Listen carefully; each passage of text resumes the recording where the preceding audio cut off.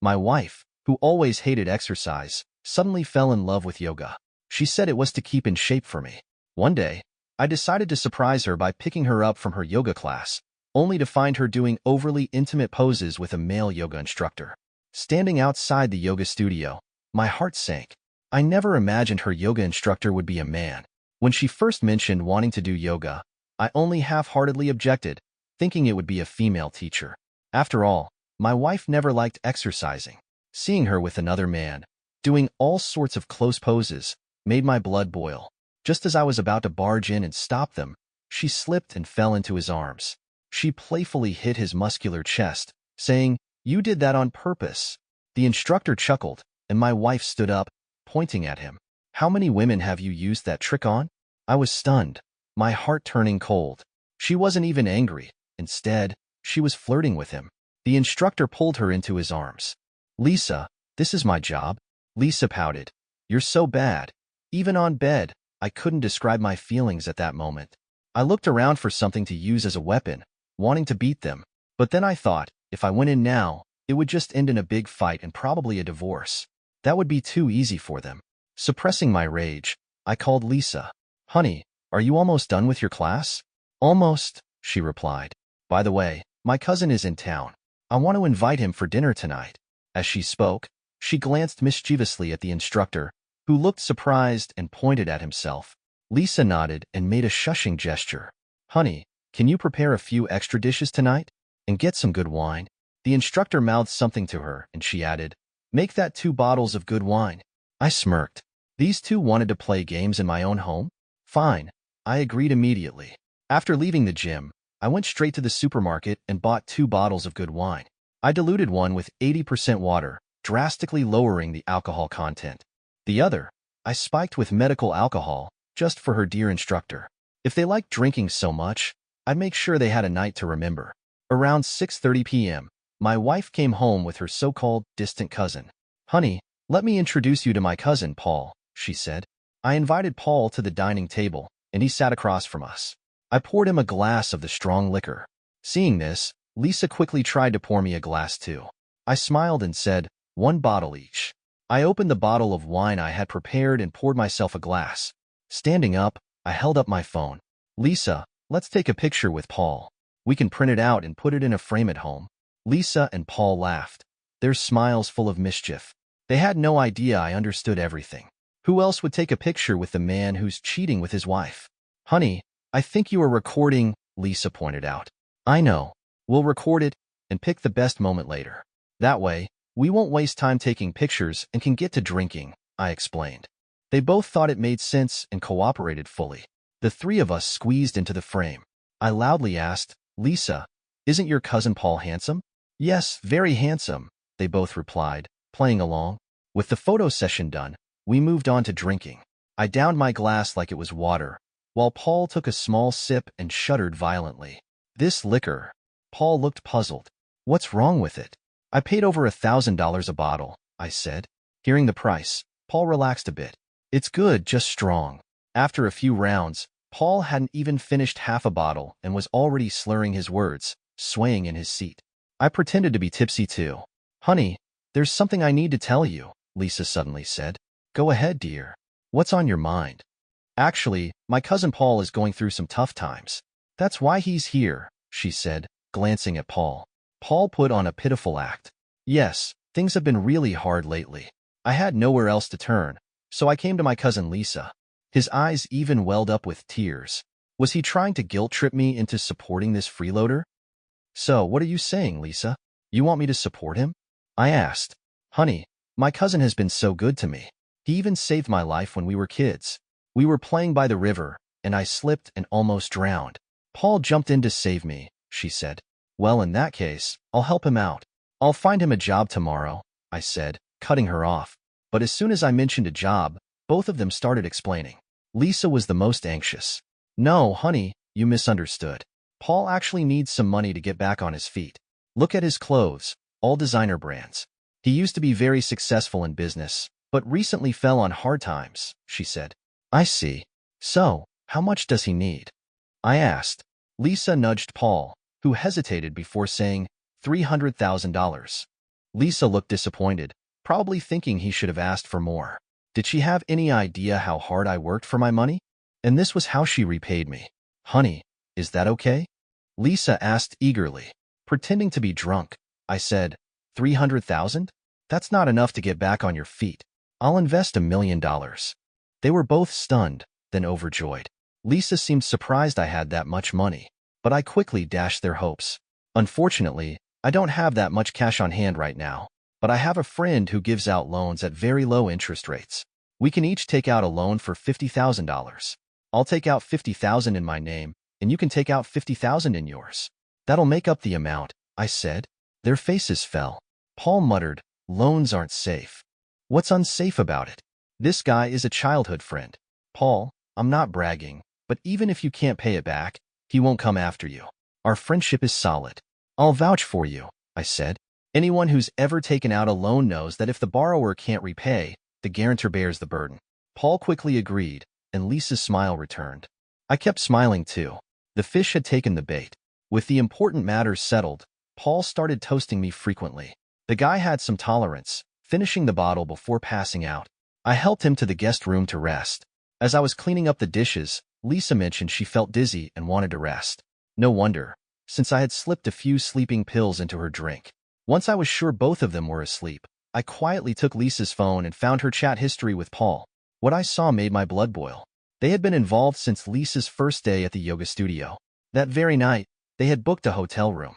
Over the following weeks, Lisa frequently sent Paul seductive photos, and he reciprocated with pictures of his abs and thighs. There were also numerous hotel room numbers provided by Lisa. They had met up at least 10 times in a month. Her yoga sessions weren't for my benefit. They were for Paul's pleasure. Grinding my teeth, I took screenshots of all their messages. Then, I stormed into Lisa's room and slapped her awake. What's wrong, honey? She mumbled, half asleep. Nothing, just a bug, I said, and she drifted back to sleep. I considered going to Paul's room to beat him up, but it felt too easy. They needed to suffer more. An idea struck me. I dragged Paul into our bedroom and made a mess in the living room. Then, I lay down on the couch. The next morning, I woke up early and slapped both of them awake with all my might. This time, they were genuinely startled. Lisa was furious, and Paul jumped up, ready to fight. You bastard! I was about to invest $1 million in you, and this is how you repay me. I shouted. Paul suddenly realized the gravity of the situation, and Lisa was dumbfounded. This wasn't a hotel room. It was my home. Paul wasn't her lover. He was her cousin. In a dramatic twist, Lisa slapped Paul across the face. How could you do this, cousin? She said, pretending to check her body under the covers. Paul, looking remorseful, said, I drank too much last night. I don't know how I ended up here. Lisa, Jack, please let me explain. Nothing happened. See? I'm still dressed. I glared at them, then pretended to calm down. Maybe we all drank too much. I slept on the couch. Let's just forget it. We're family after all. Lisa and Paul breathed a sigh of relief. After breakfast, Paul left in a hurry, his face swollen from the slaps. Once he was gone, Lisa whispered to me, Honey, you can't drink like that again. You're right. Drinking like that could lead to trouble, I replied. About the investment for my cousin, we should still go ahead. He has potential, and if he succeeds, we could benefit too, Lisa said, barely able to hide her excitement. I agreed, and we headed out to get the loan. I did have a childhood friend who was in the loan business. The night before, I had secretly messaged him, asking him to reject my loan application due to insufficient credit, including as a guarantor. He asked what was going on, and I told him my wife was cheating on me. He was furious and promised to handle it. At the loan office, Paul showed up. When my friend said my credit was insufficient, Lisa was surprised. Honey, you've never taken out a loan before. How can your credit be bad? I pretended to be puzzled. My friend quickly explained, it's not exactly credit. A few years ago, he got into a fight and was flagged by the system.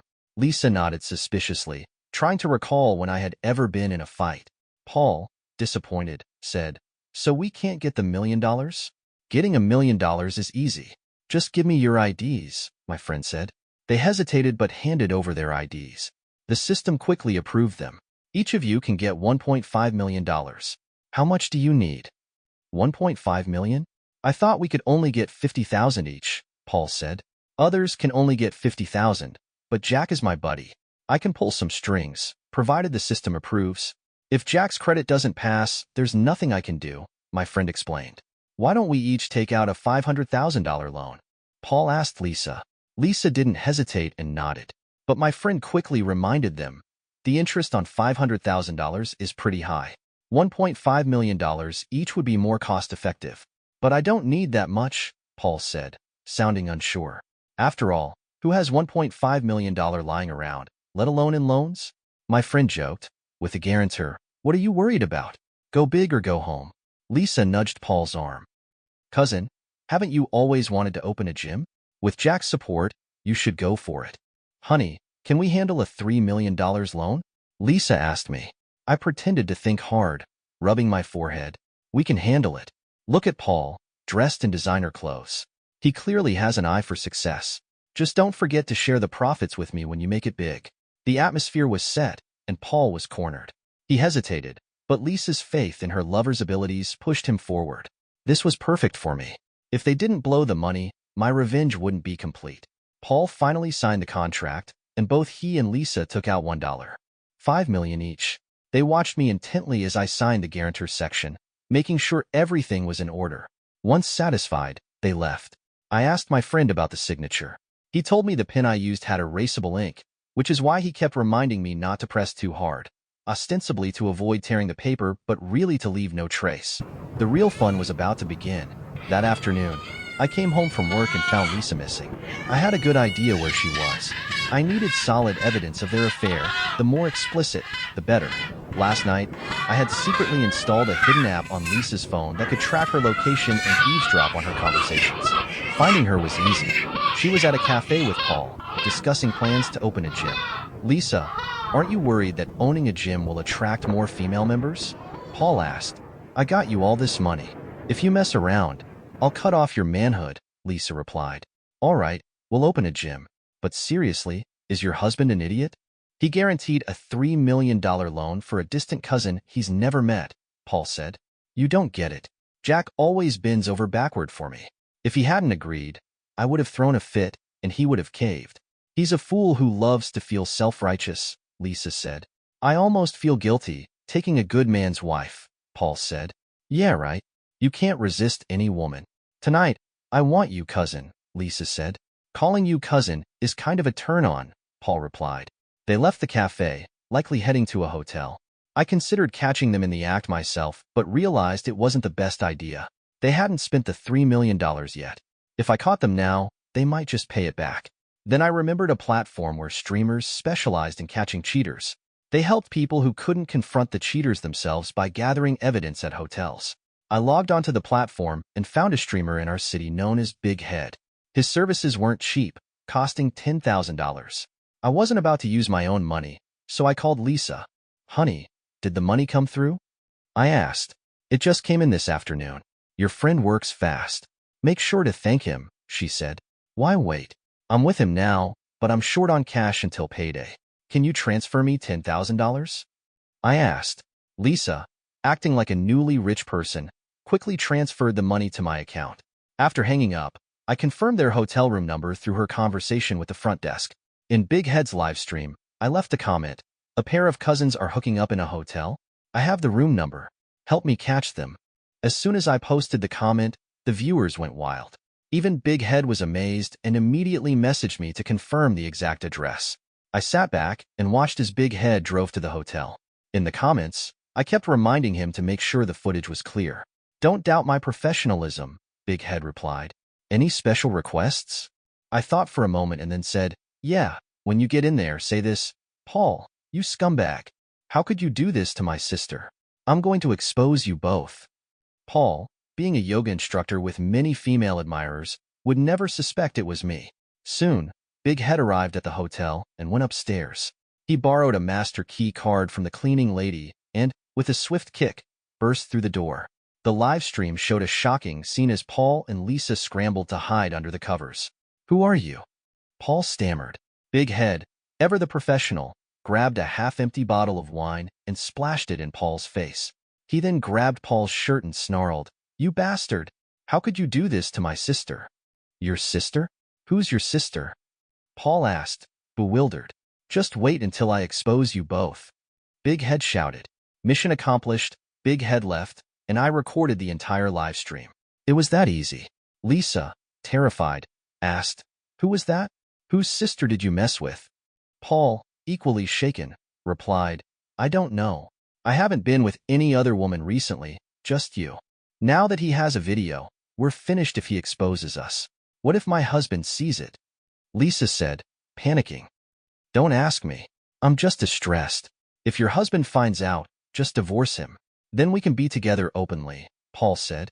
The eavesdropping device went silent for a while, but I knew Lisa was considering it. We need to transfer the assets from the house quickly, or I'll be left with nothing, Lisa said. Right, transfer the assets. And we need to get the gym up and running fast. So he has no room to maneuver, Paul agreed. They were accelerating their plans, which suited me perfectly. I just needed them to spend that $3 million. Over the next 2 weeks, Lisa was out early and back late, acting secretive and avoiding eye contact with me. She had no idea I was monitoring her every move. They rented a large space downtown, spending lavishly on renovations and equipment. But they underestimated the budget, and the $3 million ran out, leaving a large unfinished area. They came to me again, thinking I was a fool, asking me to be the guarantor for another loan from my friend. This time, I had the upper hand. I told them that $1.5 million each was already pushing it, and that I owed my friend a huge favor. Paul, trying to be generous, offered me a $100,000 kickback. They had clearly lost touch with reality, thinking $100,000 was nothing. Their heads were filled with dreams of their new business. Seeing an opportunity, I agreed to help. They each took out another $500,000 loan, bringing the total to $4 million. I silently gave them a thumbs up. During the gym's trial opening, I was invited to check it out. I had to admit, the place looked impressive, but it was nearly empty, with only a few women around, likely Paul's flings. Lisa's face was a picture of jealousy, and she kept pinching Paul's waist. Jack, let's have dinner tonight and discuss the gym. I'd love your feedback, Paul invited me. I agreed but insisted that the women join us to liven things up. Paul looked uncomfortable and Lisa asked, Honey, what are you doing? Those are just my cousin's friends. Don't pick on them, not at all, dear. They're helping out with the business. It's only fair to include them, I replied. While we were chatting, we kept our conversation away from the women. Lisa also made a point to keep her distance from Paul in front of me. So far, none of the women knew about each other. I was planning a big reveal. With the women eager to join, Paul had no choice but to agree. After all, I was the biggest investor and had the final say. We chose a fancy hotel and ordered a lavish meal for 8, costing at least $1,000. Such an important occasion called for drinks, and soon enough, the alcohol was flowing freely. As the drinks took effect, the atmosphere grew lively. The women exchanged glances, clearly holding back things they wanted to say. Paul, sensing the tension, kept talking about his gym, avoiding any personal topics. I decided to stir the pot. Honey, which one of these ladies is your cousin's girlfriend? I asked, dropping a bombshell. This question not only exposed Lisa and Paul's relationship, but also hinted at Paul's romantic entanglements. Lisa's face turned pale, and she snapped, How should I know? Cousin, you tell him. Paul, looking like he was sitting on pins and needles, forced a smile. I don't have a girlfriend. One woman, her face flushed with anger, slammed the table and stood up. What do you mean? You said you didn't have a girlfriend. What am I to you? Are you his girlfriend? Another woman stood up, equally furious. What's your relationship with Paul? I had noticed these two women eyeing each other suspiciously since the meal began. The fuse was lit. The remaining women, clearly married and treating Paul as a fling, watched the scene unfold with interest, much like I did. Paul tried to defuse the situation. This is complicated. Let's talk about it later. Let's just eat. Bastard! How could you do this to me? One woman shouted, throwing her drink in Paul's face. The other woman followed suit, cursing him. Both women stormed out but quickly returned after I sent the video of them caught in the act to Paul's gym's WhatsApp group. I had anonymously joined the group to keep tabs on them. The women came back, attacking Paul and scratching his face. Seeing her lover being beaten, Lisa tried to intervene, but the women turned on her, pulling her hair and slapping her face. You slut! Sleeping with your cousin? Are you a bastard child? One woman yelled. The scene was chaotic, with plates and glasses shattering. Even the waitstaff rushed in, shouting for them to stop. I decided it was time to step in. I pulled Lisa behind me, creating some distance. One woman sneered at me. "You're still protecting her after she cheated on you?" I shouted, "Bastard," and slapped Lisa hard across the face, making her dizzy and causing her to collapse into a chair. Not satisfied, I grabbed a wine bottle and smashed it over Paul's head, making him howl in pain. Leaving the hotel, I felt elated. At home, I didn't waste any time. I edited the video and uploaded it online, titled "Cousins Caught Cheating." The video went viral, with bloggers sharing it widely. Some even begged for the unedited version. Many recognized Lisa and Paul, including my friends, who called to ask what was going on. I told them I didn't know and had decided to divorce Lisa.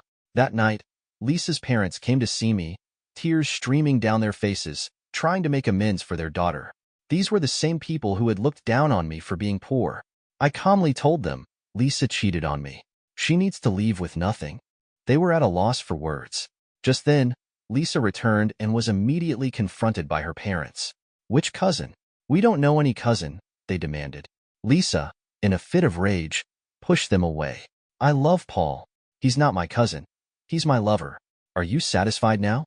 Her parents were devastated, but Lisa ignored them, looking at me coldly. "Let's get divorced." She had already prepared the divorce papers, which stated she would leave with nothing. I signed them without hesitation. Lisa left, and I kicked her parents out too. The house was finally peaceful. Lisa and Paul were fools. They decided to open the gym during the height of the scandal. It was quickly boycotted, and their reputation was ruined. The landlord even paid $50,000 to break the lease. The gym closed within a month and a half, leaving them with $4 million in debt. Lisa didn't contact me until after the loan defaulted. She called in a panic. "Jack, did you tamper with the contract?" "No, what are you talking about?" I replied innocently. "Don't play dumb. The loan contract. Why isn't your name on it as the guarantor?" she demanded. "Lisa, don't accuse me. I never signed as a guarantor," I said. She was stunned. "You set me up. You knew all along and planned this." "I don't know what you're talking about." "Goodbye," I said, hanging up and immediately selling the house and moving. Not long after, I heard Lisa sold her parents' house to pay off the debt, leaving them to rent. She tried to make money by filming adult videos, but was found dead on the street within a month. The police investigation quickly pointed to Paul.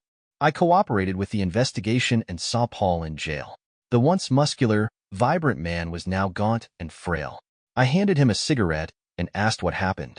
He said he had turned to prostitution to make money and became addicted to drugs. The double pressure made him suicidal, but he blamed Lisa for everything and wanted to take her down with him. I couldn't help but laugh. People are never satisfied. If Lisa hadn't cheated, if they hadn't tried to con me, none of this would have happened. But it's too late now. End of the story. Thanks for listening. Share your thoughts in the comments.